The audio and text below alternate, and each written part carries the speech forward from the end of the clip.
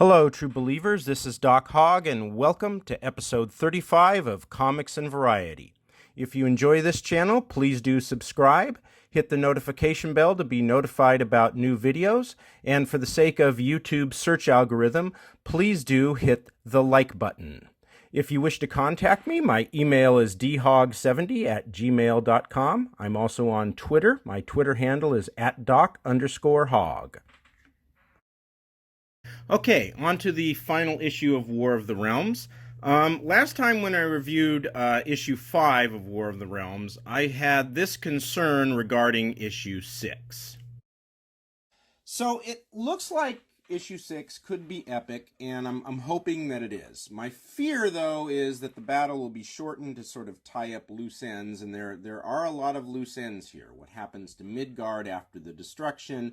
What happens to all of the other realms that have been decimated by Malekith? What happens to the Dark Elves, and so on.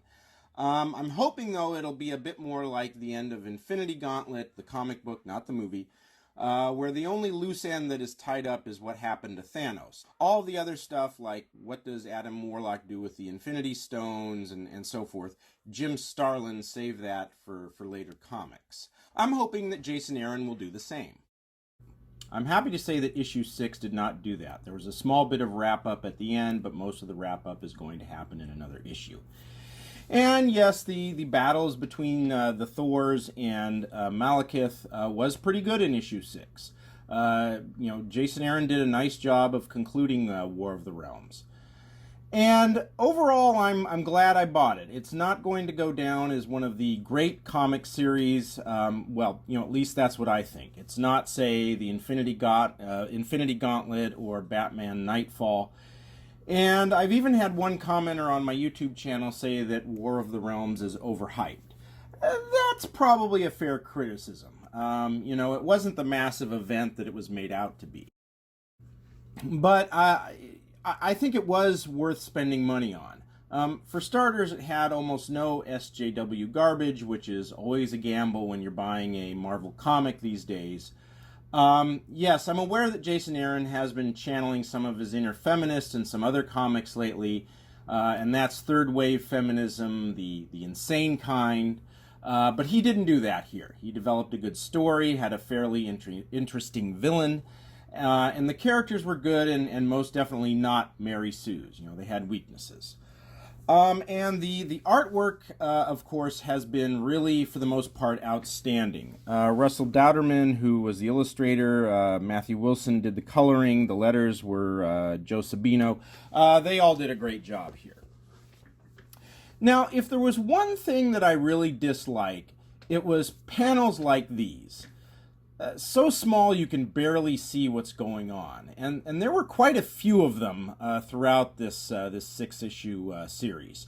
For me, I see this, I start squinting. It becomes kind of confusing because it can be hard to figure out what's going on. And when that happens, you realize that you're reading a comic. And when that happens, you aren't getting the sort of escapist enjoyment that you want out of it. You want to forget for 20 minutes, half an hour that the rest of the world exists, and you can't do that if you know that you are, in fact, reading. And that is the problem with these little small panels. And some of these panels, the characters are so small that it is almost impossible to know who they are without a magnifying glass. And this might not be a big deal if it was only maybe 1 or 2 panels per comic. But it's a small world after all. It's a small world after all. It's a small world after all. It's a small world after all. It's a small world. And I think that relates back to the criticism of this series that I started back when I reviewed issues 3 and 4 and continued it in my review of issue 5. I'll provide links to those reviews in the description below. And that's this. I want more. This series needs to be a few issues longer. It began, the problem with this began with what looked like at the end of issue 2 that some superheroes were going on a rescue mission to find Thor in Jotunheim, and that didn't really happen. They go into Jotunheim and actually find that Thor has defeated most of the frost giants. I said then, and I say now, you could have spent an entire issue on that rescue mission. And it was the same problem with all the battles in issue 5, battles that rarely lasted more than 2, maybe 3 pages. Just much too short. And I suspect that is why we are getting all of these really small, hard-to-see panels, because the writers and artists are tasked with trying to put so much into 6 issues, each issue of which has only about 20 pages of actual comic. Imagine if the Infinity Gauntlet was like that. The Infinity Gauntlet was also only 6 issues, but each issue had about 40 pages in it, double of what War of the Realms has. Now, why is this? Well, no doubt Marvel is trying to cut costs, and there are a lot of reasons for that. But I think part of it is the turn towards social justice warrior politics. I mean, SJW comics don't sell very well. When sales are low, you have to find ways to cut costs, and that means reducing the number of pages in a comic book. Now, obviously, the industry didn't go from 40 pages an issue to 20 pages overnight, and thus the trend of fewer pages isn't due only to the SJW nonsense that has cropped up in the last decade or so. There are probably many factors, but I think SJW politics are part of it. It is resulting in fewer pages, and good series like War of the Realms suffer as a result. Okay, that's all for now. Next time I'm going to be reviewing Jawbreakers and talking about whether I'm going to back the latest Jawbreakers Indiegogo, which is Jawbreakers God King. Alrighty, that music means it is time for Hogg's Headlines, all the news that Doc Hogg wants to report on. Dateline: How do we fight SJWs on social media? So in episode 33 of Comics and Variety, I talked about how social justice warriors exploit the speech and conduct standards of social media companies to silence conservative voices. That is, the standards that these companies establish for what constitutes hate speech are vague, they are not defined, and that makes those standards very easy to exploit by people like SJWs who have zero respect for freedom of speech and who are, of course, easily offended. I also said I would follow up with some thoughts on how conservatives and others can fight back. And let me start by saying that this is something I've wrestled with a lot because it goes against so much of what I believe. But I've come to the conclusion that our site is going to have to use speech codes against SJWs, pretty much in the same way SJWs use them against us.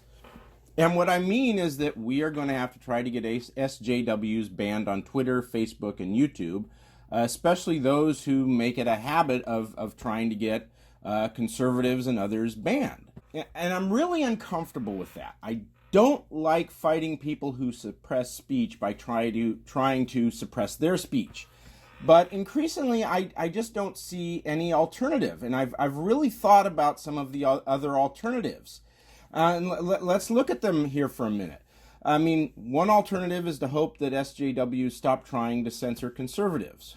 Hope? Well, to paraphrase my old man, hope in one hand, shit in the other, and see which one fills up first. The other is to hope that, the major social media companies get better leadership. The upper management at those companies are filled with SJW types. But again, that's not really an alternative. I mean, it can happen. We've seen new leadership at ESPN, but that was because ESPN was losing a lot of market share. And when that happens, when you lose market share, you lose revenue, people are laid off, it often results in new management. But are Facebook, YouTube, or Twitter losing any real market share? I mean, I don't think so.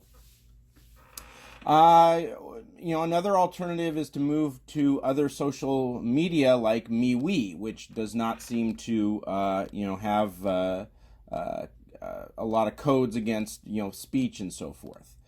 Recently, the website Bounding Into Comics was removed from Facebook. Thankfully, it was temporary. The page was restored. But in response, Bounding Into Comics started a page on MeWe and encouraged other people to sign up. The problem with that is that if you want to build an audience, then social media other than the big boys probably isn't going to cut it, or at the very least you're not going to build as big an audience, say on a site like Vimeo as you are on YouTube.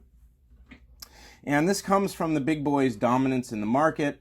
And a lot of people like to say that dominance comes from unfair tactics or whatever, but I think the fact is that their market dominance comes from providing a very good product, one that's much better than the alternative. I mean, you may not recall, but before Facebook came along, the big social media platform was MySpace.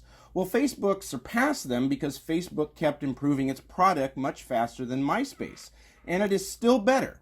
Here's Bounding Into Comics on Facebook. Here it is on MeWe. Compare the two. MeWe looks good, but is there anything there that is standing out that says, hey, we've got this great feature that Facebook doesn't have? Well, no, it doesn't. And so why would we expect loads of people to jump to MeWe? I mean, at this point, they won't. Until companies start finding ways to provide a better product than companies like Facebook and YouTube, Facebook and YouTube, Twitter, and so forth will be where you get most of your audience. And even if other companies eventually do surpass them, there is no guarantee that the new companies won't have loads of SJWs in their ranks, that they won't come up with speech and conduct standards similar to what YouTube, Facebook, and Twitter have right now.